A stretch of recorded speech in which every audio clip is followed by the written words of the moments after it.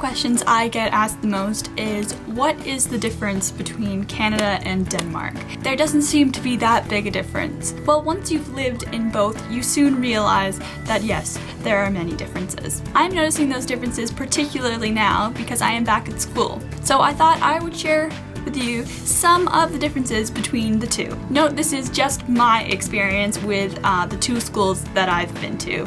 In Canada, I am at Ryerson University for fashion communication, and when I was in Denmark, I was at KIA for sustainable communication. Start off with my classroom situation. At Ryerson, there are approximately like 70 people in my program, and in Denmark, there were 15. The people at my school here are mainly from Canada, a bit from other countries, but when I was in Denmark, there were people from all over Europe.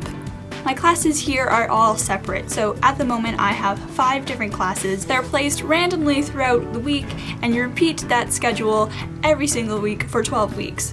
In Denmark, my schedule was mainly we would be in class from 8:45 until 2 every day, but that changed up all the time.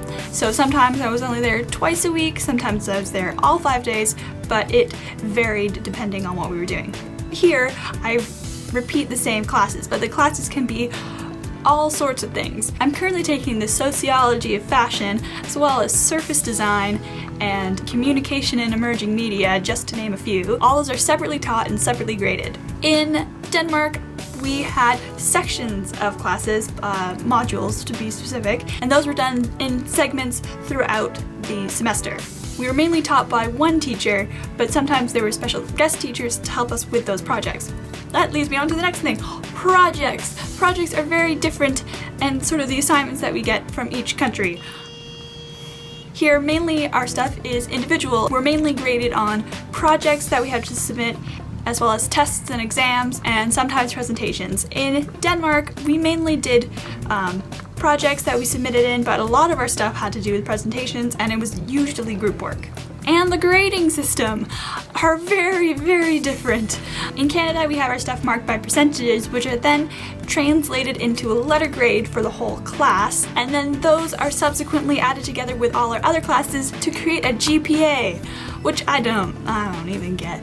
In Denmark, most of my projects were graded pass-fail until the end. So my last project was the only thing that was graded, and we had like 2 days to write it and then 2 days to create a creative brief, which was like super stressful. And then when we did our presentations, we were given a grade like 15 minutes after we presented.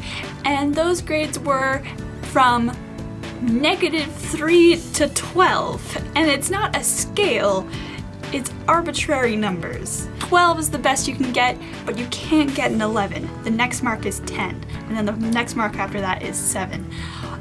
I don't understand this. Okay, like that's where you lose me on the grading. Like, I don't get that. Obviously ours is also pretty weird with all the conversions, but like I get percentages. That I don't really. And also one of the most important things are fees.